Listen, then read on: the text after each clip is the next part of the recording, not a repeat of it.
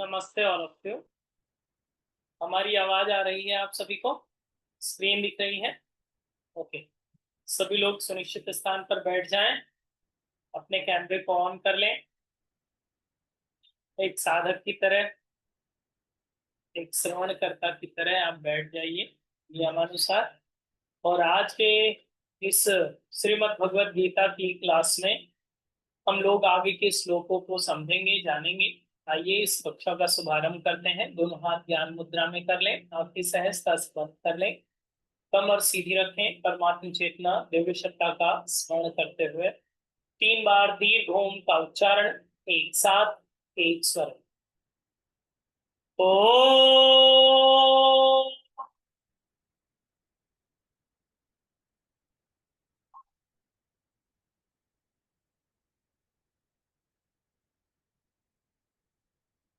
ओ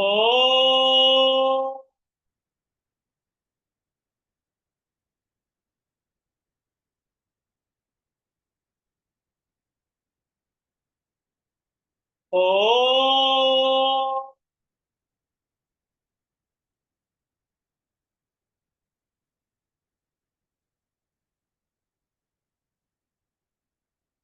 एक बार गायत्री महामंत्र का उच्चारण एक साथ, एक स्वर में।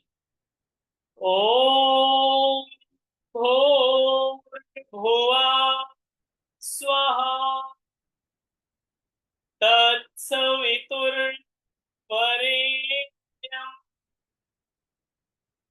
भर्गो देवस्य धीमहि धियो यो नः प्रचोदयात्। Grab your both palms on both knees. Release and relax. आप सभी का हृदय से स्वागत है आज के श्रीमद् भगवद गीता के प्रैक्टिकल क्लास में। अब तक हम लोगों ने 14 नंबर तक श्लोक पढ़ लिया है, 14 नंबर के श्लोक तक पढ़ लिया है, उसका एक्सप्लेनेशन जान लिया है। अभी तक हम लोगों ने 6 सेशन अटेंड किए हैं श्रीमद् भगवद गीता के प्रैक्टिकल सेशन को। जिन लोगों ने नहीं अटेंड किए हैं वो लोग रिकॉर्डिंग के माध्यम से देख लीजिएगा, आपको रिकॉर्डिंग भी अवेलेबल कराई जा रही है। सो आई होप आप सभी ने अटेंड कर लिया होगा। यस, अटेंड किया है 6 सेशन। ओके, तो ये आज आपका 7वां सेशन है श्रीमद् भगवद गीता का, जिसमें पिछली क्लास में हम लोगों ने समझ लिया था कि भगवान अब रथ पर विराजमान है और आ चुके हैं और उनके रथ का एक्सप्लेनेशन हो चुका है। तो भगवान की जब बात आती है तो जैसे कि हमने पिछली क्लास में भी कहा था और इस क्लास को भी वहीं से आरंभ करते हैं कि जब भगवान की बात आती है तो संजय ने घोड़ों से लेकर के घोड़ों तक सभी का डिटेल में एक्सप्लेनेशन किया है। लेकिन जब कौरवों की बात हो रही थी तो शॉर्ट में निपटा दिया था कि इन्होंने ये ऐसा किया, इन्होंने ऐसा किया, बस ऐसा। ठीक है।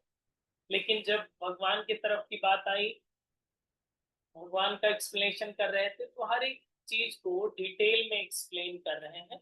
उसी तरह से जैसे कि आपको रथ की बात की गई थी और अर्जुन की बात की गई, सारथी की बात की गई, घोड़ों की बात की गई, क्षेत्र की बात की गई, युद्ध क्षेत्र की, वो सिंबॉलिक फॉर्म में आई होप आपने लिखा होगा।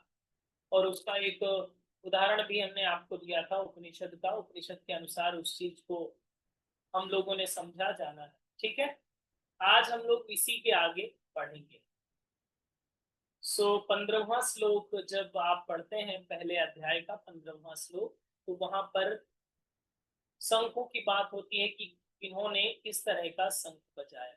पांचजन्यम ऋषिकेशो देवदत्त धनंजया पौंड्र दम्यो महाशंखा भीमकर्मा वृकोदरा। ये 15वां श्लोक। फिर 16वां श्लोक में भी अनंत विजया राजा कुंती पुत्रो युधिष्ठिर नकुल सहदेवश्च सुघोषो मणि पुष्पकौ। तो ये शंखों के नाम गिनाए हैं।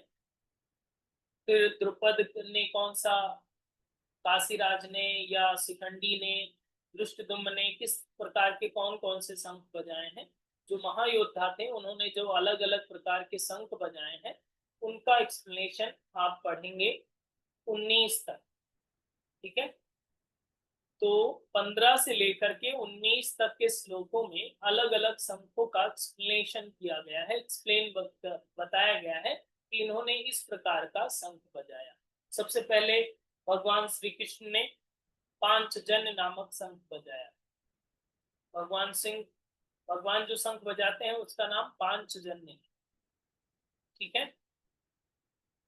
और आप बताइए, भगवान ने शंख तो बजाया, लेकिन भगवान की तरफ की सेना का सेनाध्यक्ष कौन था?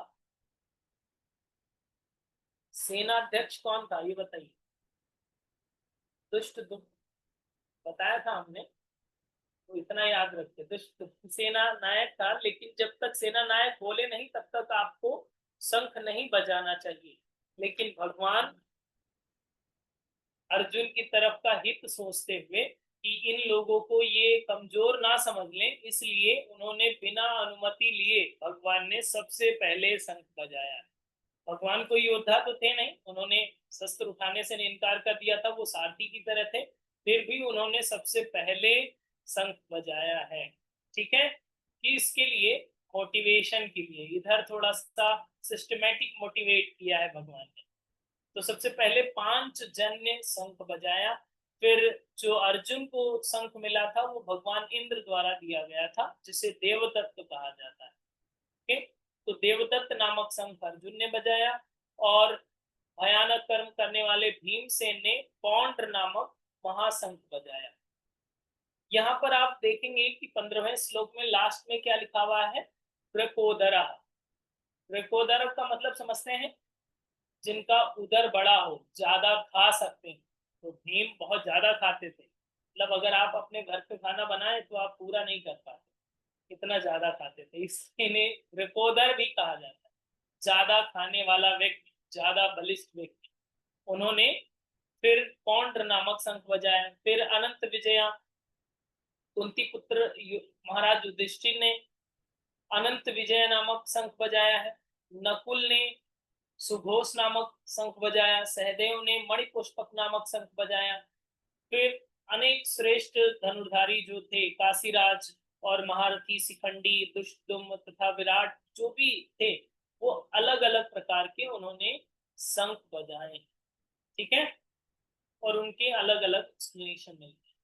लेकिन जो पांचजन्य है उसको सबसे पहले समझना चाहिए। यहाँ पर ना नगाड़े बजाए हैं इधर की पार्टी वालों ने, ना कोई तासे बजाए हैं जैसे कि कौरवों ने बजाया था। बहुत तरह के ढोल नगाड़े तासे और मृदंग बजा करके शोर मचाया था, वैसा इधर कुछ भी एक्सप्लेनेशन वेद व्यास जी ने नहीं किया है। इधर बहुत ही सिस्टमेटिक वे में सभी ने अपना अपना शंख बजा दिया, सब अलर्ट हो गए, सब तैयार, ठीक है। और इस सिस्टम को देखकर, इस सिस्टमेटिक वे को देख करके जो सामने वाली पार्टी थी डरेगी कि या मुस्कुराएगी? डर जाएगी कि ये लोग बहुत सिस्टमेटिक हैं, समझ रहे हैं, सूझबूझ से काम करते हैं। तो सामने वाले जो लोग थे वो थोड़ा सा भयभीत भी हुए इस सिस्टम को देख करके। इनका सिस्टम बहुत ही सिस्टमेटिक है, पहले एक ने बजाया, फिर दूसरे ने, फिर तीसरे ने, मतलब इस तरह से सीक्वेंस वाइज उन्होंने घोषणा करी। ऐसा नहीं है कि एक साथ किसी ने बजाया, ठीक है। अब यहाँ पर सबसे पहले शंख को समझने की जरूरत है। शंख दो अक्षरों से मिलकर बना है, शंख और खा, ठीक है। शंख का मतलब होता है कल्याणकारी, जो सबका कल्याण करने वाला हो, कल्याणकारी वाणी, जो सबका कल्याण करने वाला हो। और खा का मतलब होता है आकाश, मतलब शब्द, ऐसी ध्वनि जो सबका कल्याण करने वाली हो, सबका, इवन इक्वल, सभी का जो कल्याण करने वाली ध्वनि हो, वो शंख कहलाती है। और भगवान के पास कौन सा शंख है? पांचजन्य, पांचजन्य। और पांच महाभूत हैं, पंच प्राण है, पंच उप प्राण है। तो ये जो पांचजन्य है, इसका मतलब ये है कि सभी लोगों को संयुक्त रूप में एक समान देखते हुए, तो भगवान की जो वाणी है वो नाद के रूप में है, शंख के रूप में, शंख ध्वनि कहा जाता है। भगवान की वाणी को शंख ध्वनि कहा जाता है। तो भगवान की जो भी वाणी होती है वो सभी के हित में ही होती है, इसीलिए भगवान ने सबसे पहले ध्वनि करी। ओके, भगवान ने इसीलिए पांचजन्य को सबसे पहले बजाया, और पांचजन्य बजाया तो ऐसा नहीं कि केवल कौरवों के को उकसाने के लिए था या पांडवों को अवेयर करने के लिए था, दोनों के कल्याण के लिए उन्होंने इक्वल वे में ही बजाया। इक्वलिटी लाने के लिए ही उस चीज को, नाद को किया है पांच जन नामक संघ जो बजाया है। ओके, तो भगवान की जो वाणी होती है वो सबके कल्याण के लिए होती है। वहां पर ऐसा नहीं कि कौरवों को कम मानते थे और पांडवों को ज्यादा मानते थे, ये इनकी पार्टी से थे इसलिए इनको ज्यादा सपोर्ट करते थे, ऐसा ध्यान करके कुछ नहीं किया है। उन्होंने सबको इक्वल रखते हुए ही शंख बजाया है। आप समझते हैं कि आप एक कथा तो जानते होंगे, भगवान जब रास लीला रचते हैं, जानते हैं, तो रास लीला तब रच पाते हैं जब सभी गोपियों को एक्सेप्ट कर लेते हैं।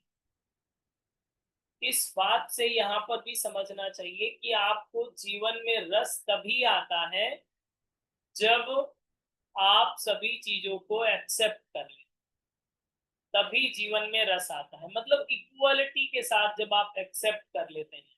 यहाँ पर इसलिए पांचजन्य से हम लोगों को ये सीख लेना चाहिए कि अगर भगवान ने इस विशेष ध्वनि को किया है तो उसके पीछे का बड़ा उद्देश्य है। वो उद्देश्य क्या है कि इक्वालिटी, सभी के साथ समानता। या आपके रोटी पर घी हो और दूसरे घर के जो अन्य लोग हैं उन पे घी ना हो तो मजा आएगा क्या? जब सभी के रोटी पर घी होगा तभी आपको अच्छा लगेगा, तभी जीवन का रस आएगा। मतलब रास तभी रचा जा सकेगा या जीवन का रस तभी मिल पाएगा आपको जब सभी को आप अपना लेंगे, सभी को आप इक्वलिटी के साथ व्यवहार करेंगे तब। और इस चीज को सुनने के लिए आपको श्रवण की स्थिति में चाहिए। जैसे कि हमने अगर आपको उपनिषद पढ़ाया हो तो आपको पता होगा उपनिषद में तीन चीजें हैं, श्रवण, मनन, निधिध्यासन। यस, यही तीन चीजें तो हैं। तो श्रवण का मतलब केवल सुनने से नहीं होता है।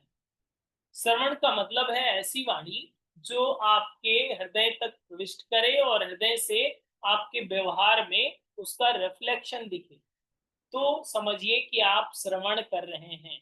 तो बताइए कितने लोग श्रवण कर रहे हैं? 6 सेशन आपने अटेंड किए हैं, तो श्रवण करने वाले कितने लोग हैं? मतलब आपके व्यवहार में वो चीजें आनी चाहिए, इसका मतलब तो यही है। ओके, तो भगवान भी यही कहते हैं कि वाणी का प्रभाव तभी होता है, शब्दों का प्रभाव तभी होता है जब आप उसे अंतःकरण में स्थापित कर सकें। अदरवाइज कथा सुनते रहिए, कथा चलती रहेगी, उसका कोई मतलब नहीं है फिर। ओके, वो केवल सुनने भर का है, आपके नॉलेज के लिए अच्छा हो सकता है, आप समझ सकते हैं, लेकिन उसका प्रभाव तब तक नहीं पड़ता जब तक आपका उस वाणी का व्यवहार में नहीं आता है, तब तक वो आप श्रवण की गिनती में नहीं आता, तब तक वो सुनने की गिनती में ही आते हैं। ठीक है, तो ऐसी वाणी हम लोगों को भी बोलना चाहिए ताकि सभी के जीवन में कल्याण हो, सभी को अच्छा लगे। ऐसा कुछ नहीं बोलना चाहिए जिससे किसी को बुरा लगे। मतलब पांचजन्य आपके पास भी हो सकता है, सभी के हित वाली ध्वनि ही निकालनी चाहिए। ठीक है, सभी के जीवन में जो कल्याण स्थापित करे, सभी को अच्छा लगे, ऐसा ही बोलना चाहिए। वरना आगे पीछे के क्लासेस में आपको बताया गया है, वरना लॉक लगा के बंद रखना चाहिए, मत बोलिए, कुछ भी मत बोलिए। अगर आपको बोलना नहीं आता है तो आप मत बोलिए, लेकिन जब बोलिए तो जीवन के कल्याण के लिए हो, लोगों के हित के लिए होना चाहिए।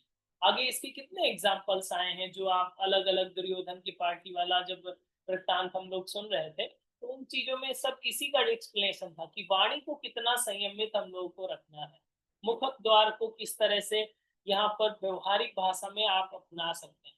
ठीक है, तो इस तरह से भगवान ने जब शंख बजाया, फिर एक एक करके अलग अलग योद्धाओं ने यहाँ पर शंख बजाए हैं, जिनके नाम आपको पता चल गए होंगे। यस, पता चल गए कि नहीं? पढ़िए।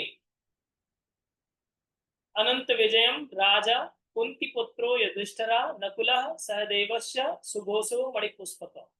ओके, तो सुघोष मतलब युधिष्ठिर ने अनंत विजय नामक, नकुल ने, सहदेव ने अलग अलग शंख बजाए। फिर आप 16 के बाद 17 में भी आप पढ़ेंगे, फिर 18 में भी आप पढ़ेंगे। और फिर ऐसी जब ध्वनि सभी लोगों ने बजाया तो उस भयानक शब्द वाले आकाश पृथ्वी को गूंजते हुए धृतराष्ट्र के अर्थात आपके पक्ष वाले हृदयों के लोगों के हृदय प्रदीर्ण हो गए, मतलब वो डर गए। इतना सिस्टमेटिक ध्वनि हो रही है, अभी तो थोड़ा सा अलर्ट हो जाना चाहिए। मतलब जो कौरव थे वो इस सिस्टम को देखते हुए, इस सिस्टमेटिक ध्वनि को देखते हुए वो डर गए। ठीक है, कि एक दूसरे का सम्मान किया जा रहा है, एक दूसरे जो श्रेष्ठ हैं उन्हीं को सबसे फर्स्ट प्रायोरिटी दी गई है, then second, then third, then fourth, then sequence wise सभी योद्धाओं ने अपने अपने शंख बजाए हैं। तो उससे पूरा जो आकाश पृथ्वी में जो एक कंपन स्पंदन उत्पन्न हुआ, उससे कौरव लोग डर गए। ठीक है, आपने कोरोना काल में थाली वाली बजाया था कि नहीं? ऐसा मानते हैं कि लोग बैक्टीरिया को कम करने के लिए ही था वो एक ऐसी ध्वनि, है ना? तो कहीं ना कहीं जो बैक्टीरिया वाले पार्ट होते हैं, तो संकर ध्वनि किया जाता है। तो शंख की ध्वनि आज भी, ये साइंटिफिक रिसर्च भी ये बताती है कि आपकी शंख की ध्वनि जो है आपके जो परजीवी होते हैं उनको नष्ट कर देते हैं। ओके, जो आपकी बैक्टीरिया, हार्मफुल बैक्टीरिया होते हैं उनको नष्ट कर देते हैं। तो इसलिए घर में शंख का नाद जरूर करना चाहिए अपने अपने घर में। ठीक है, आप दूसरे के घर के सामने मत कीजिएगा, अपने घर के सामने कीजिए।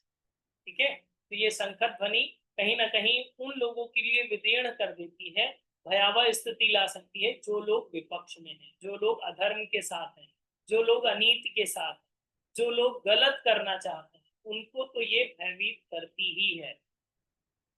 ओके, और ये चीज इस बात को दिखाता है कि ये जब संयुक्त होकर के, संगठित होकर के जब ये ध्वनि कर रहे हैं, इसका मतलब इनके मत भी एक है और ये अलग अलग नहीं सोच रहे हैं जैसा कि दुर्योधन सोच रहे थे। दुर्योधन अलग सोच रहे थे कि ये द्रोणाचार्य कर पाएंगे कि नहीं, या भीष्माचार्य कर पाएंगे नहीं, ये राजा लोग कुछ कर पाएंगे नहीं, हम जीत पाएंगे कि नहीं, ये जो संदेह था, वैसी स्थिति इनमें नहीं थी।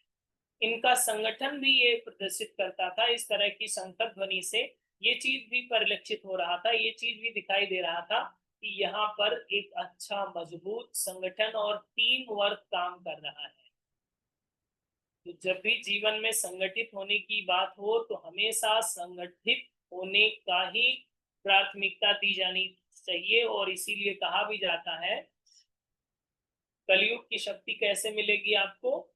संगठन से। संघे शक्ति कलयुगी। तो अगर आप में संगठन नहीं है, वह चाहे केवल शरीर में हो या फिर बाहर हो, शरीर में कैसे संगठन होता है? मन, अंतःकरण और आपकी इंद्रियां, इन सभी को अगर एक डायमेंशन में नहीं लेकर चल रहे हैं तो आप समझ लीजिए अलग अलग हैं ये। इंद्रियां कह रही हैं नहीं अभी 5 बज गया है, पानी पूरी खाएंगे, और आपका शरीर कह रहा है नहीं इसको शरीर में नहीं लाना चाहिए, बीमारी एसिडिटी पहले से है, आपको और हो जाएगी।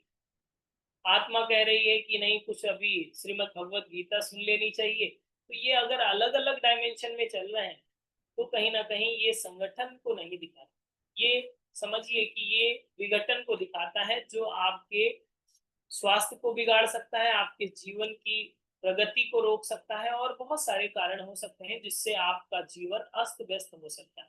तो इस संगठन को भी यहाँ पर हम लोगों को सीखना चाहिए कि हम लोगों को अपने जीवन में संगठित होकर के जीवन जीने का संकल्प लेना है।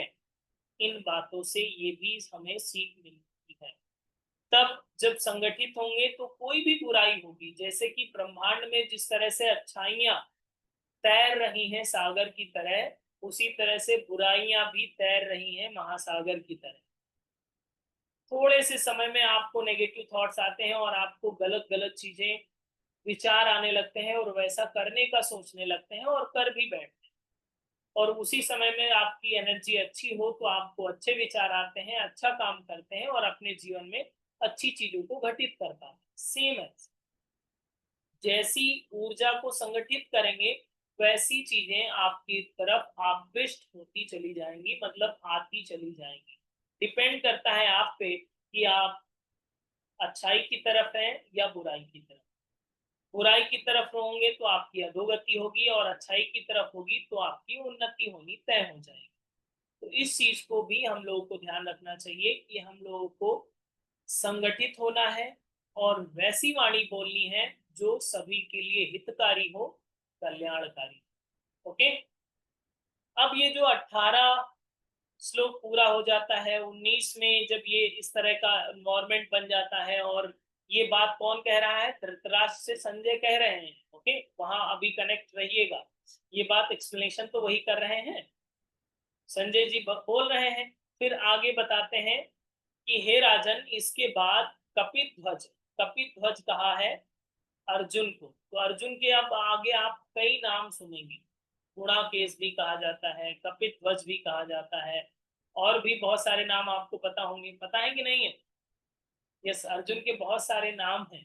तो कपिध्वज भी अर्जुन को कहा जाता है। तो यहाँ पर आप देखेंगे कि हे राजन, आप इसके बाद कपिध्वज अर्जुन ने मोर्चा बांधकर डटे हुए धृतराष्ट्र संबंधियों को देखकर शस्त्र चलाने की तैयारी के समय धनुष उठाकर ऋषिकेश श्री कृष्ण महाराज से यह वचन कहे कि हे अच्युत, मेरे रथ को दोनों सेनाओं के बीच में खड़ा कीजिए। ठीक है, अब यहाँ पहली बार अर्जुन महाराज बोले हैं, जो यहाँ से 21वां श्लोक आता है, सेनयोरु भयो मध्य रथम स्थापय हेच्युत। तो मतलब ये पहली लाइन में सबसे पहले भगवान कृष्ण को आदेश मिला है। आपको पता है भगवान कृष्ण ऐसे भगवान है जो दूसरों का आदेश मानते और बंसी बजाते हैं। ठीक है, तो अगर आप भगवान के भक्त हैं तो आपको भी दूसरों का आदेश मानना चाहिए। आदेश आदेश मानने का लाभ जानते हैं क्या होता है? जैसे आपने कहा, आपने कर दिया, बात खत्म। अच्छा हो या बुरा हो, वो तो जिसने कहा वो समझेगा ना, उस पर जिम्मेदारी कोई नहीं। खास बात ये, अगर आप केवल आदेश का पालन करने वाले लोग हैं तो आप पे जिम्मेदारी नहीं होती और आपको टेंशन नहीं होता, आप दुखी नहीं, आप हमेशा बंसी बजाते रहे, मुस्कुराते। आपने कहा, हमने कर दिया, बस बात कर। अच्छा हुआ या बुरा मतलब ही नहीं। तो यहाँ पर भगवान को सबसे पहले अर्जुन ने आदेश दिया है कि आप हमारे रथ को ले चलिए और दोनों सेनाओं के मध्य में खड़ा करिए, और मैं देखना चाहता हूं कि कौन हमसे युद्ध करना चाहता है। यहाँ पर आप देखिएगा, यहाँ पर अब ट्रीटमेंट करेंगे भगवान कृष्ण, यहाँ पर थेरेपी होगी अर्जुन की। कौन सी थेरेपी होगी आप आगे समझिएगा। तो यहाँ पर कि देखना चाहता हूं मुझसे कौन योद्धा युद्ध लड़ना चाहता है। आप 22वें श्लोक के लास्ट लाइन में अगर आप पढ़ेंगे तो लास्ट लाइन में देखिए क्या लिखा हुआ है, कर्मे सा युद्ध विस्मी मिचता। जो बात लिखी हुई है इसका मतलब ये है, अगर हिंदी में आप इसको साधारण सा बताएं तो आपको ज्यादा समझ में आएगा। 22वें श्लोक में इसका मतलब ये होता है कि कौन माई का लाल है जो हमसे युद्ध लड़ना चाहता है। समझ रहे हैं? मतलब अर्जुन ऐसे व्यक्ति थे जिन्होंने कभी भी हार का सामना नहीं किया था अपने युद्ध नीति में, कहीं भी कभी भी अब तक युद्ध में हारे नहीं थे। तो जो व्यक्ति हमेशा जीता हो उसका एक अहम तो हो ही जाता है, अहंकार। यस, तो उस अहंकार में आकर के, एरोगेंस में आकर के उन्होंने ये बात कही कि भगवान आप ले चलिए बीच युद्ध में, और मैं देखना चाहता हूं कौन सा ऐसा योद्धा है जो मुझसे लड़ना चाहता। ऐसी किसमें इतनी हिम्मत हो गई? भगवान ले जाते हैं, और कहाँ ले जाते हैं पता है? कहाँ पे ले जाते हैं? दुर्योधन के पास नहीं ले जाते, वो तो नेगेटिव कैरेक्टर। भीष्म पितामह के पास ले जाते हैं और द्रोणाचार्य जी के पास ले जाते हैं, जो उनके श्रेष्ठ हैं, जो उनके पूजनीय हैं, उनके पास ले जाते, मतलब पहली ही बॉल में सिक्सर। पहले ही बॉल में सिक्सर मारने का यही चांस था कि उन्होंने रथ ले गए, कहा कि ठीक है हम ले चलते हैं, उनका आदेश का पालन किया, कहा कि ठीक है महाराज अर्जुन, आप जैसा कहें वैसा करेंगे। लेकर के दोनों रथों के बीच में, दोनों महारथियों के बीच में खड़ा कर दिया कि देखिए मिलिए, ये द्रोणाचार्य है, गुरु द्रोणाचार्य, भीष्म पितामह, ये हैं, आपसे युद्ध करेंगे, बताइए मारेंगे, लड़िए। समझ रहे हैं? जानते हैं क्या होता है एक्चुअल में? ये स्थिति तभी की है जैसे कि ये स्थिति हम सभी के बीच में आती है। आप कहीं किसी के दुख पड़ा हो और किसी के घर गए गए हैं क्या? किसी को कष्ट पड़ा हो, दुख के समय हो और उसके घर गए हो, तो उसको आप उपदेश देते हैं, पता है, समझाते हैं, मतलब आप ज्ञान देते हैं, और इतना अच्छा ज्ञान देते हैं ऐसा लगता है कि आप उसका एक डीप पीएचडी करके बैठे। किसी के यहाँ कोई भी घटना हो जाती है और आपको उपदेश करने को मिलता है तो बहुत अच्छा उपदेश आप दे लेते हैं, देते हैं कि नहीं? लेकिन वही घटना अगर आप पे आ जाए तो वही रोना, वो पीएचडी फिर गायब हो जाती है। ऐसा क्यों? उसके पीछे का बहुत ही साइकोलॉजिकल इफेक्ट है, उसको आप समझिए तो आपको ये श्लोक और अर्जुन की कंडीशन समझ में आएगी, और आगे की जो कंडीशन घटित हुई है वो सारी चीजें आपको समझ में आएंगी। जब आप खुद उस सिचुएशन में होते हैं तो आप उस सिचुएशन से अपने आप को अलग नहीं कर पाते हैं, पहली बात। और जब आप दूसरों को उपदेश देते हैं तो आप उस सिचुएशन को दूर से देखते हैं, उसमें इन्वॉल्व नहीं होते, इसलिए आपका विवेक जागृत होता है कि ये तो नॉर्मल सी बात है, डेथ तो तय होती है, सभी को जाना है एक दिन, आज ये गए हैं कल वो जाएंगे, परसों हम जाएंगे, आप जाएंगे, इसी तरह से सबका नंबर आने वाला है, तो इसमें परेशान नहीं होंगे। शरीर पुराने कपड़ों की तरह है, त्याग देते हैं, छोड़ देते हैं, जो भी आपको एग्जाम्पल याद आएगा आप ज्ञान दे सकते हैं, राइट? लेकिन वही चीज जब आपके पास आती है तो आप अपने आप को उस कंडीशन से अलग नहीं कर पाते, और अलग ना कर पाने के कारण आप उसमें दुखी होना आरंभ, बहुत सारी दुख होते हैं, कष्ट होते हैं, परेशानियां होती हैं, फिर आपको कोई तीसरा उपदेश देता है, जिसके यहाँ आप उपदेश देने गए थे वो उसको भी फोन जाएगा, वो आपके यहाँ आएगा, इसलिए आज हमारा मौका है, हम उपदेश देते हैं। तो इस तरह से ये क्रम जो चल रहा है, इस चीज को आप इस तरह से समझ सकते हैं कि आप जैसे बहुत सारे लोग माला जपते हैं, ओम भूर्भुवः स्वः, ओम भूर्भुवः स्वः, ओम भूर्भुवः स्वः, ओम भूर्भुवः स्वः। यस, जब करते हैं, जब कर रहे हैं, कर रहे हैं, कर रहे हैं, तो यही बात हमने पिछली क्लास में भी कही थी, अगर भगवान है आपके साथ तो रोते क्यों है? भगवान के साथ अगर आपका कनेक्शन है तो आपका रोना क्यों, और दुखी क्यों, परेशान क्यों? तो वही चीज फिर माला जप करना फिर आपके लिए कोई काम का नहीं है अगर आप रो रहे हैं। इसका मतलब है कि आपने उस साधना को किया नहीं है जो साधना प्रैक्टिकल में हम लोगों को करनी चाहिए थी। कोई भी सिचुएशन आए आप उसे थर्ड एंगल से देखिए, आप उस सिचुएशन को उससे बाहर निकल करके थोड़ा सा विवेक दृष्टि से सोचिए कि क्या आपको दुखी होना चाहिए। ज्यादा टाइम ही नहीं लगेगा, 1 से 2 मिनट लगेंगे, 1 से 2 मिनट के अंदर आपको समझ में आ जाना चाहिए परेशान होने की बात क्या है। अब चोट लग ही गई है, पट्टी बंधाने की प्रोसेस होनी चाहिए, आगे रोने चिल्लाने की और किसी को कुछ दोष देने की बात है ही नहीं। इसे जो हो गया है ठीक है, इट्स ओके, अब इसके आगे की प्रोसेस करनी चाहिए, राइट? इस तरह की प्रैक्टिस होनी चाहिए। और आप पूरी श्रीमद् भगवत गीता का वृत्तांत जानते हैं, कब कब अर्जुन रोए हैं, कब कब हंसे हैं, ये सारा बात आप जानते हैं पहले से ही। तो आप यहाँ पर इसको सेट करने का प्रयास करिए कि क्या दुर्योधन, सॉरी, द्रोणाचार्य जी को देख करके, भीष्माचार्य जी को देख करके क्या स्थिति हुई होगी जिस पर पूरी श्रीमद् भगवत गीता कही गई। ओके, जब दोनों सेनाओं के बीच में रथ खड़ा हुआ है, मतलब आपका भी रथ इसी तरह से खड़ा होता है हर रोज, दोनों सेनाओं के बीच में ही खड़ा होता है, एक तरफ अच्छाई है, एक तरफ बुराई है, एक तरफ सुबह की अच्छी नींद, गहरी नींद, एक तरफ सुबह की प्रैक्टिस, सिलेक्शन आपका। सेलेक्ट क्या करते हैं। तो कभी कभी ऐसा भी कहता है अर्जुन कि नहीं आज सो जाते हैं, रात में देर तक जगे थे, सो जाओ आज, स्किप करो 5 बजे वाली क्लास, ठीक है। तो अर्जुन कहता है कि नहीं, लेकिन अगर वहीं पर श्री कृष्ण हो आपके सामने तो जगा सकते हैं आपको।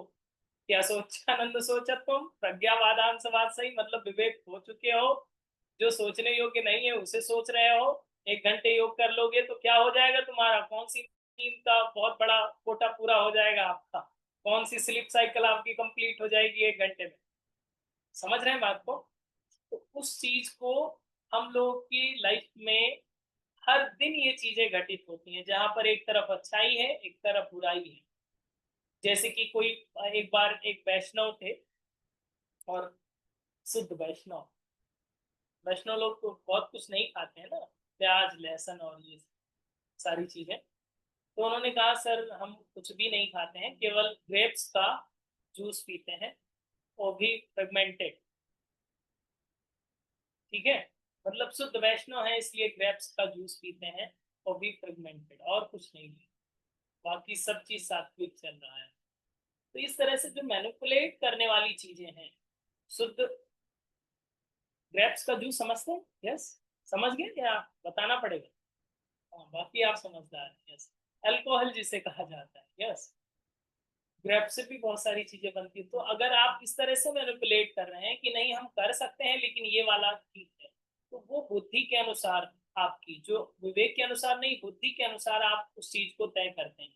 और इसी तरह से फिर अर्जुन की कहानी क्या शुरू होती है, फिर नहीं सर हम युद्ध नहीं करेंगे, क्योंकि ये हमारे पितामह हैं, ये हमारे गुरु हैं, इनको कैसे मारेंगे, इनको सबको मार करके अगर हमको राज्य मिल भी गया तो जब भी खाना खाने बैठेंगे वो खून की थाली वो सामने आएगी कि बताइए सबको मार करके खाना खा रहे थे, गुरु को मार दिया, पिताजी को मार दिया, इनको मार दिया, दादाजी को मार दिया, सबको मार दिया, और इसके बाद में ये राज्य लेना चाहते हैं।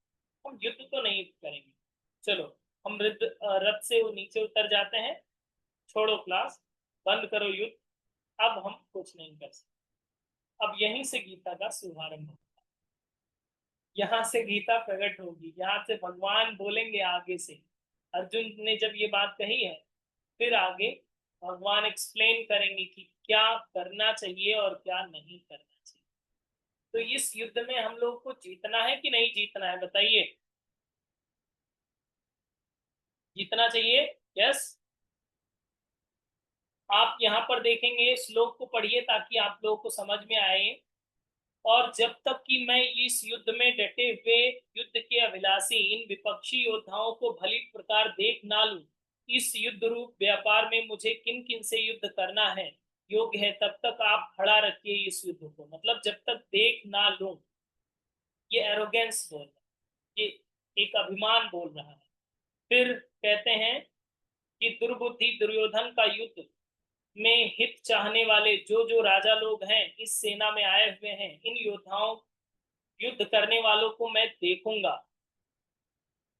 अब ये संजय फिर से बोलते हैं कि हे धृतराष्ट्र, हे महाराज, अर्जुन द्वारा इस प्रकार कहे गए महाराज कृष्ण चंद्र ने दोनों सेनाओं के बीच द्रोणाचार्य के सामने तथा संपूर्ण राजाओं के सामने उत्तम रथ को खड़ा करके इस प्रकार कहा कि हे पार्थ, युद्ध के लिए जुटे हुए इन कौरवों को देख।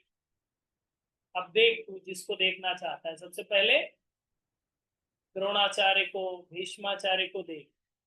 इसके बाद प्रतापुत्र अर्जुन ने उन दोनों ही सेनाओं में स्थित ताऊ, चाचा, दादा, परदादा, गुरुओं, मामाओं, भाइयों, पुत्रों, पौत्रों, मित्रों, ससुरों, सहेदरों को देखकर क्या स्थिति हुई। ये स्थिति आप 26वें श्लोक में आप पढ़ रहे हैं कि पूरे रिलेशन को देखा कि ये तो अपने सब रिश्तेदार ही हैं, ठीक। उन उपयुक्त संपूर्ण बंधुओं को देखकर वे कुंती पुत्र अर्जुन अत्यंत करुणा से युक्त होकर शोक करते हुए यह वचन बोले। वे का उत्तरार्ध और वे का पूर्वार्ध में आपको 28वें श्लोक में बोले हैं कि हे कृष्ण, युद्ध क्षेत्र में डटे हुए युद्ध के अभिलाषी स्वजन समुदाय को देखकर मेरे अंग शिथिल हो रहे हैं और मुख सूख रहा है, मतलब चक्कर सा फील हो रहा है, ठीक है। मेरे शरीर कंप हो रहा है, रोमांच हो रहा है, और इस तरह से हाथ से गांडीव धनुष गिर रहा है। त्वचा भी बहुत जल रही है, मेरा मन भ्रमित सा हो रहा है, इसलिए मैं खड़ा रहने में समर्थ नहीं हूँ। हे केशव, मैं लक्षणों को भी विपरीत देख रहा हूँ तथा युद्ध में स्वजन समुदाय को मारकर कल्याण भी नहीं देखता। हे कृष्ण, मैं तो विजय चाहता हूँ, न राज्य तथा सुखों को ही। हे गोविंद, ऐसे राज्य का क्या प्रयोजन जहाँ पर ऐसे भोगों से और जीवन से भी क्या लाभ होगा। हमें इसके लिए राज्य, भोग, सुख आदि अभिष्ट और ये सारी चीजें, धन, जीवन, आशा को त्याग कर युद्ध में खड़े हुए गुरुजन, ताऊ, चाचे, लड़के सभी को, दादे को मारकर असुर, पौत्र, साले और सभी संबंधियों को जब आप मार देंगे, तो हे मधुसूदन, मुझे मारने पर भी अथवा तीनों लोगों के राज्य के लिए भी इन सबको मारना नहीं चाहता हूँ। फिर भी पृथ्वी के लिए तो कहना ही क्या है। मतलब एक पृथ्वी के लिए तो हम नहीं, ये तीनों लोगों का राज्य भी दे दें तो भी हम इन लोगों का मर्डर नहीं करेंगे। लीव इट, छोड़ देंगे। मतलब आपकी जैसे ही स्थिति अर्जुन की हो गई। जैसे आप कहते हैं नहीं बाद में कर लेंगे सर, बाद में पढ़ लेंगे सर, बाद में कैमरा ऑन कर लेंगे सर। अरे जो बीत जाएगा वो बीत जाएगा, जो छूट जाएगा वो छूट जाएगा। इसलिए ये बात अर्जुन में आई। यहाँ पर हम 35वें श्लोक पर आ चुके हैं, बहुत जल्दी खत्म हो जाएगी पहला चैप्टर। ओके, तो ये जो सारी बातें की, ये चीजें सिंपल सी हैं, बहुत आसान सी हैं, लेकिन इन चीजों को हम लोगों को ये समझना है। इतनी जल्दी हम लोगों को नहीं है कि हम लोग को बहुत जल्दी पढ़ लेना है। यहाँ तक तो इतनी ही कहानी है, और ऐसी सिचुएशंस हम लोगों के जीवन में हर पल हर क्षण घटित होती है, हर क्षण घटित होती है। और इस सिचुएशन में अपने आप को अर्जुन मान करके हम लोगों को भगवत शरण वाली बात समझनी चाहिए। तो हमेशा सबसे पहले क्या करना है, टेस्ट करते रहना है। जैसे कोरोना टेस्ट होता था, पॉजिटिव की नेगेटिव, इसी तरह से आपको टेस्ट करते रहना है, क्या आप भगवान के अनुसार जीवन जी रहे हैं या अपने अनुसार। पहला टेस्ट तो यही जो पिछली क्लास में सिखाया था, टेस्ट करना। यस, टेस्ट करना पता है ना। तो पहला टेस्ट तो यही करते रहना है कि हम भगवान के अनुसार जीवन जी रहे हैं, भगवान के कहे अनुसार, या अपने अनुसार जीवन जी रहे हैं। भाई भगवान के कहे अनुसार जीवन जिएंगे तो बस ब्रह्म मुहूर्त हुई नहीं। अगर आपकी 25 या 30 से ऊपर की उम्र हो चुकी है तो आपको 3 साढ़े 3 बजे तक बिस्तर त्याग देना चाहिए। 30 के ऊपर अगर एज अगर आपकी चली गई है तो एट लास्ट 4 बजे तक तो त्याग दीजिए। 4 बजे आप त्याग दीजिए, ये भगवान के कहे अनुसार है, ताकि उस तरह से आपको ऊर्जा का संरक्षण करना पड़े और उस तरह की एक्टिविटीज में पार्टिसिपेट करें। फिर इस तरह से जो भी आपके डे टू डे लाइफ में जो चीजें चेंज करनी है उसको हर दिन आपको मॉडिफाई करना होगा। हर दिन कुछ ना कुछ छोटा छोटा सुधार करना पड़ेगा, तभी बात बन पाएगी। अचानक से कोई ड्रास्टिक चेंज होने वाला है नहीं कि कोई मशीन है, आपने सारे संकल्प ले लिए, सारा कुछ पढ़ लिया और एक साथ आपने उसमें मनन भी करना शुरू कर दिया, चिंतन भी करना शुरू कर दिया, श्रवण भी करना शुरू कर दिया, तो उससे बात नहीं बनने वाली। जब तक आपको स्टेप बाय स्टेप इन चीजों को फॉलो नहीं करते हैं, तब तक आपको अर्जुन की तरह है, दुख में, विषाद में हमेशा यही लगेगा, ये अपने हैं, इनको क्यों कहें हम कि आप भी योग कर लिया करो, ये तो करते हैं। कहकर तो देखिए, सबको बोलिए, आपका काम है। आपका काम है कि आप खुद भी करें, दूसरों को भी बताएं, करने को कराएं। अगर करने योग्य है, कराने योग्य है, तो आप दूसरों को भी कराइए। मतलब अपने कल्याण के साथ साथ दूसरों का कल्याण होना ही चाहिए। यस या नो, परफेक्टली होना ही चाहिए, ये जरूरी है। Just 1 minute रुकिएगा।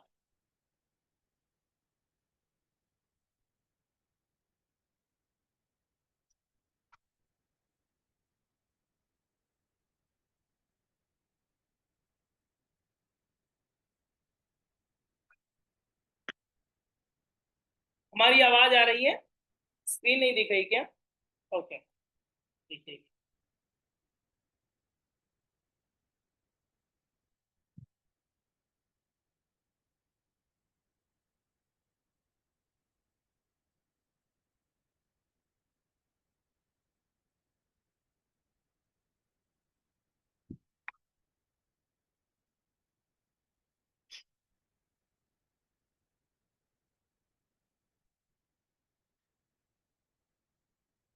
और दूसरी चीज जो आज के इस अध्याय में हम लोगों को सीखना चाहिए फॉर्मूलों के तौर पर, तो पहली चीज तो हम लोगों को टेस्ट करते रहना है ताकि हम लोग अर्जुन की स्थिति तक ना पहुंचे, उससे पहले बच जाएं। ओके। फिर आपको गीता भी सुनने की आवश्यकता नहीं पड़ेगी, सुने तो अच्छी बात है, लेकिन अगर इन यहाँ तक ही समझ जाएंगे तो आगे की जरूरत भी नहीं पड़ेगी। समझ रहे हैं? इस चीज का भी ध्यान रखना है कि हम लोग भगवान की बात के अनुसार अपना जीवन चला रहे हैं या अपने अनुसार। और इसके बाद में दूसरी चीज ये ध्यान रखना है कि बायसनेस नहीं आना चाहिए, पक्षपात नहीं होना चाहिए। विदाउट बायसनेस के साथ आपको अपने जीवन में सूत्रों को अपनाना चाहिए। जैसे कि हमने आपसे अभी बताया था ना कि दूसरों को उपदेश देना बहुत ही आसान, आप दूसरों को ज्ञान दे देते हैं, लेकिन जब अपने पे आती है तो अपने को फिर ज्ञान नहीं दे पाते। उस काम की बात तो ये है कि अपने लिए काम नहीं आ रहा है, दूसरों को बांटते फिर रहे हैं। तो अपने काम आ जाए, इतनी साधना तो हम लोगों की होनी चाहिए। वही बात ये हो जाती है कि अपने लिए फिर बायसनेस आ जाता है, पक्षपात आ जाता है, तो पक्षपात अपने लिए नहीं होना चाहिए। और आध्यात्मिक जीवन में ऐसा माना जाता है कि अगर आप अपने लिए पक्षपात करते हैं तो सबसे बड़ा अहित आप खुद अपना करते हैं। आध्यात्मिक जीवन में अगर सबसे बड़ा गलत किसी के साथ आप कर सकते हैं तो वो है आपका स्वयं का जीवन। अपने जीवन में ही सबसे बड़ा अहित आप करने के लिए तत्पर होते हैं।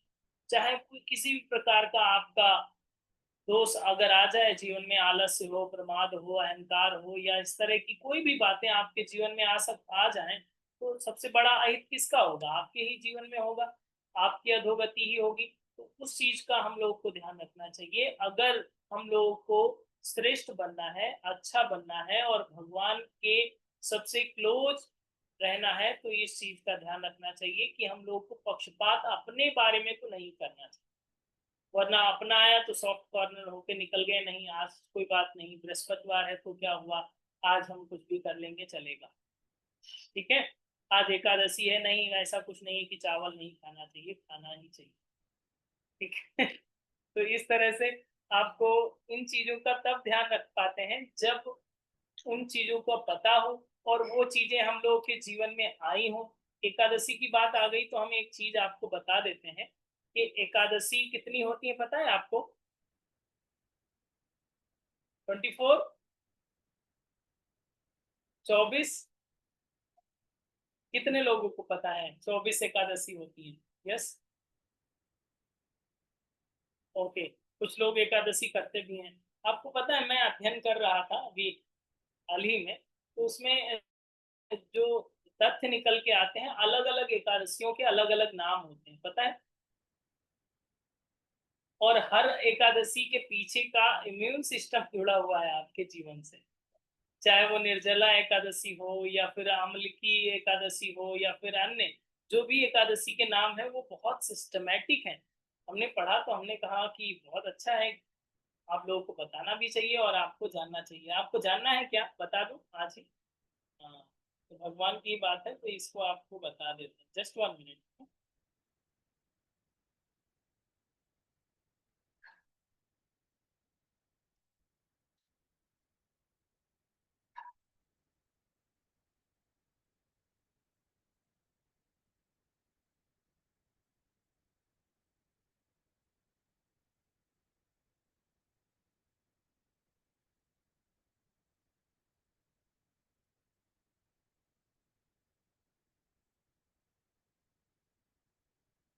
हमने आप लोगों के लिए लिख कर रख दिया था।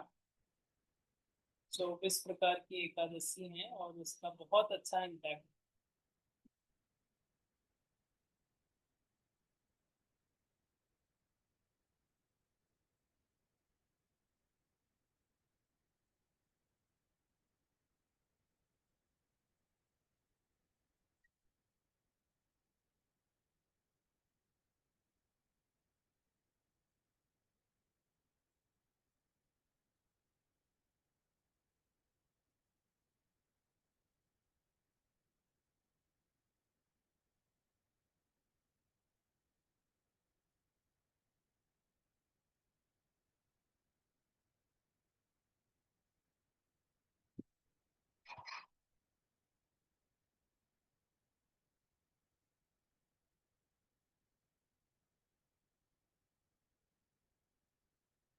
लिख लीजिए। सबसे पहले है उत्पन्ना एकादशी, माघ महीने में आती है, नवंबर दिसंबर में। सेकंड है मोक्षदा एकादशी,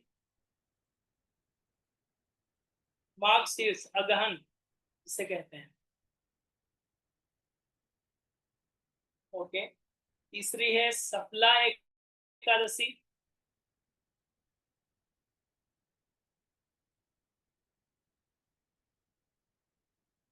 और चौथी है पुत्रदा एकादशी। पांचवी है षष्ठतिला एकादशी, षष्ठतिला षष्ठतिला एकादशी। छठी है जया एकादशी। सातवीं है Vijaya Ekadashi.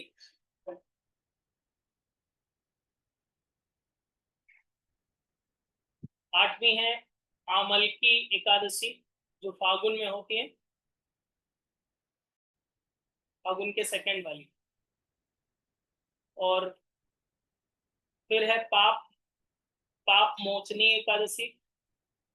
9 is 10th is Kamada Ekadashi.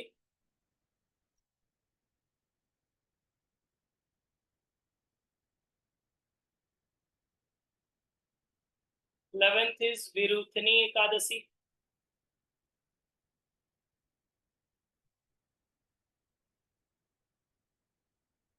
12th is Mohini Ekadashi.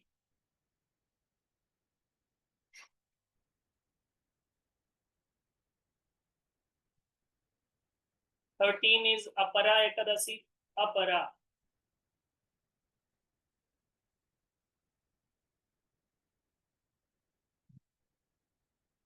15वीं है निर्जला एकादशी, सॉरी 14वीं, 14 नंबर निर्जला एकादशी, जो जून में होगा, ज्येष्ठ महीने में।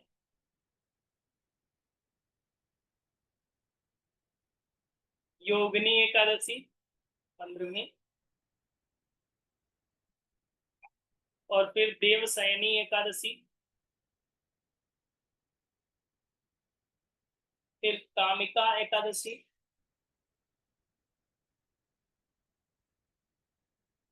फिर पवित्रा एकादशी। देन अजा एकादशी।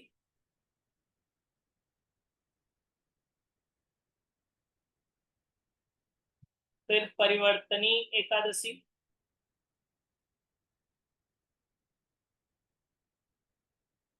इंद्रा एकादशी।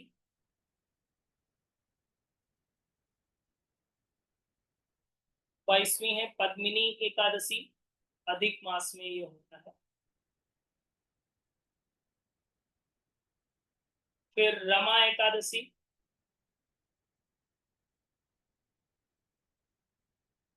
कंपा कुशा एकादशी।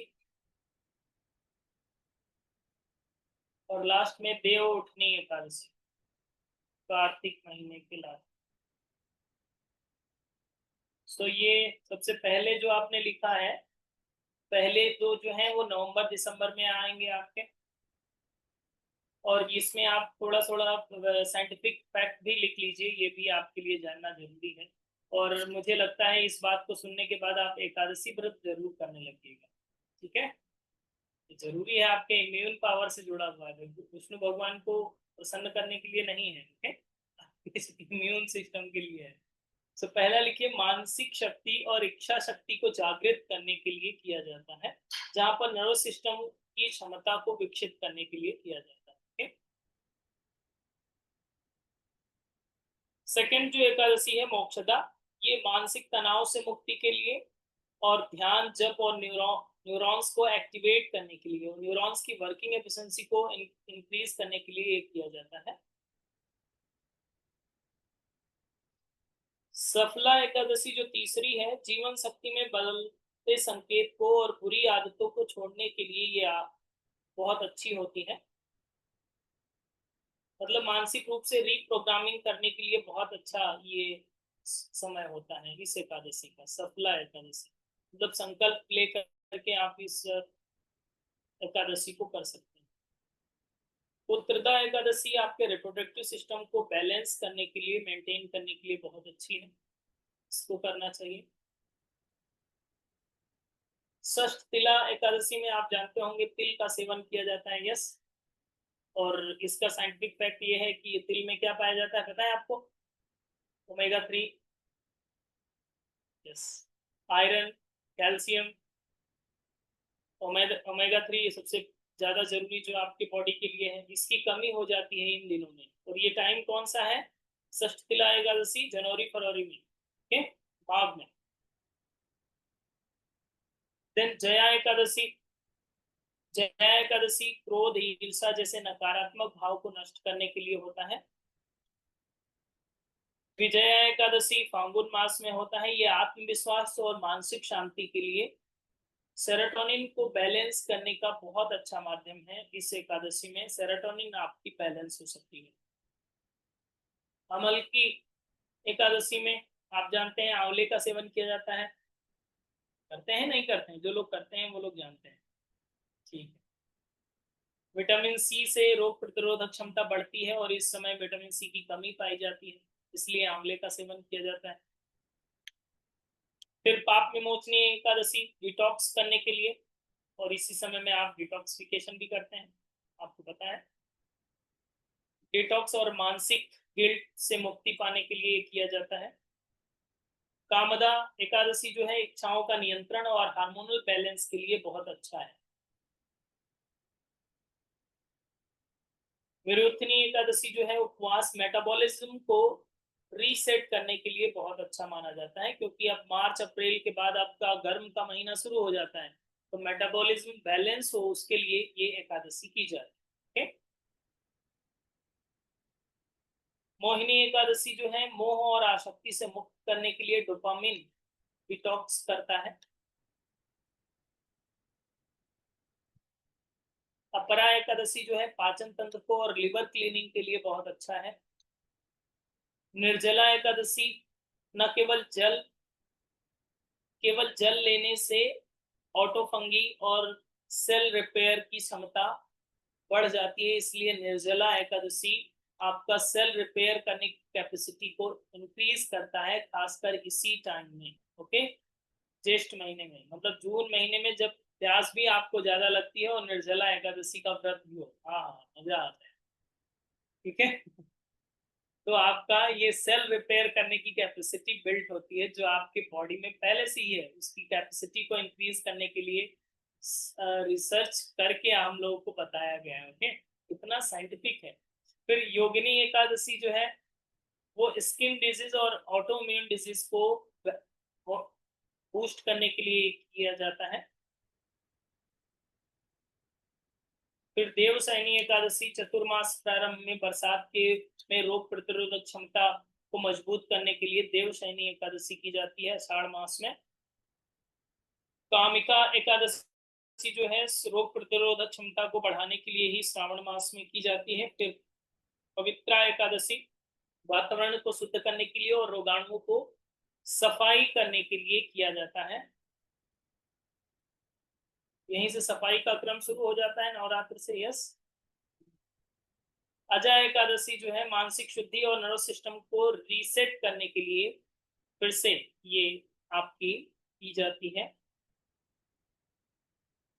परिवर्तनी एकादशी जो है वो मौसम बदलने से शरीर को अनुकूल बनाने के लिए, मतलब ठंड का मौसम अब आ जाएगा, सो उसके समय सितंबर अक्टूबर में जो पड़ेगी आपकी इंदिरा एकादशी, परिवर्तनी एकादशी सितंबर में आएगी, सॉरी।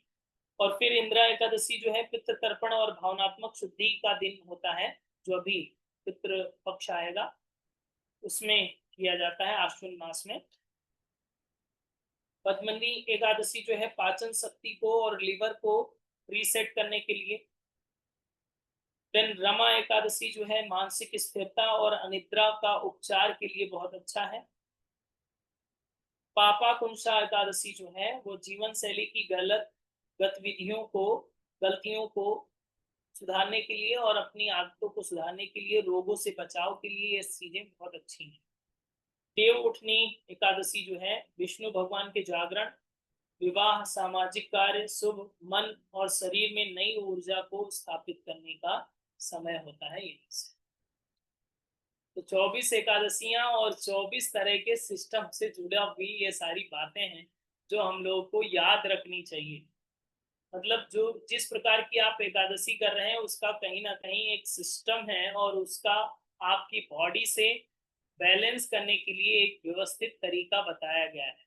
एकादशी में किसकी उपासना की जाती है? शंकर जी की, ब्रह्मा जी की, विष्णु भगवान की। यस, वो पालन करने वाले, पोषण करने वाले, तो पोषण अच्छा हो, पालन अच्छा हो, उसके लिए आपको एक सिस्टम बताया गया है जिसका पालन हम सभी को करना चाहिए एकादशियों के माध्यम से। अभी कब है एकादशी, कोई बताएगा?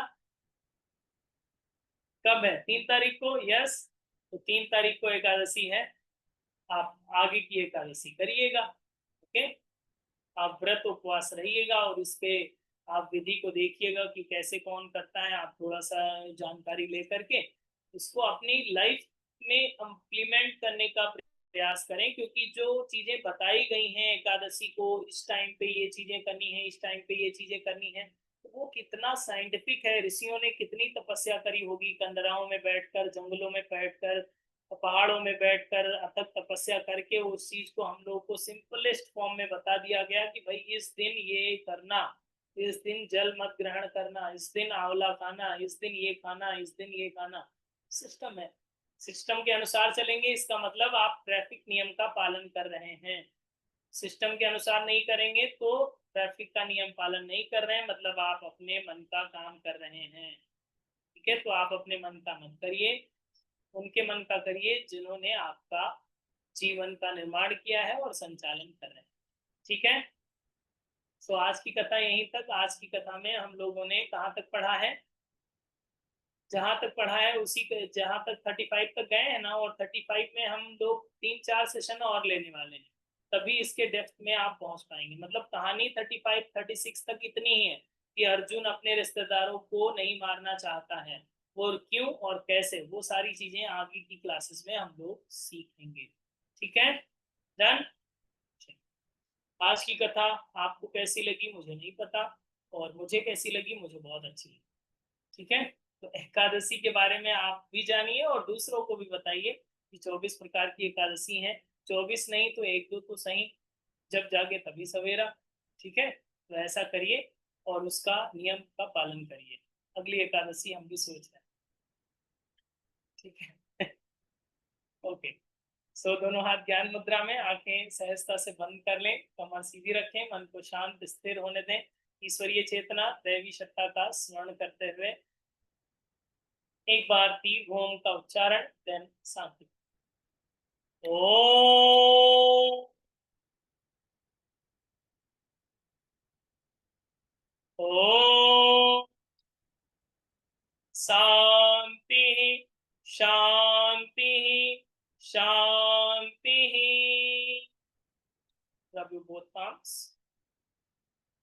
and your face, release and release। हमने ऐसा एक सोचा है, प्लान बनाया है कि अभी जैसे कि श्रीमद् भगवद गीता सुन रहे हैं, okay? जितने भी लोग हैं, आई डोंट नो, जो भी लोग हैं, जो भी सुनेंगे, उनके लिए हमने एक और प्लान बनाया है कि एक चैप्टर खत्म करने के बाद, पहला अध्याय पूर्ण करने के बाद, दूसरे अध्याय को आरंभ करने से पहले हम लोग एक गैप लेंगे। गैप ऐसा लेंगे कि हम लोग कुछ जो महापुरुष हुए हैं, जो संत हुए हैं, जो महापुरुषों ने अपने जीवन के माध्यम से समाज का उद्धार किया है, उनके जीवन के बारे में जानेंगे एक एक करके। ओके, जैसे संत कबीर हैं, रैदास हैं, तुलसीदास हैं, तो इस तरह के संतों को जीवन लेंगे और उस पर डिस्कस करेंगे। ठीक है, 1 घंटे के लेक्चर में पूरा जीवन वृत्तांत समझेंगे और उनके जीवन से क्या सीख सकते हैं उसको जानेंगे, फर्स्ट चैप्टर कंप्लीट होने के बाद। ऐसा हमने सोचा है, बाकी आपकी मर्जी। तो चलिए मिलते हैं अगले सेशन। थैंक यू, नमस्ते।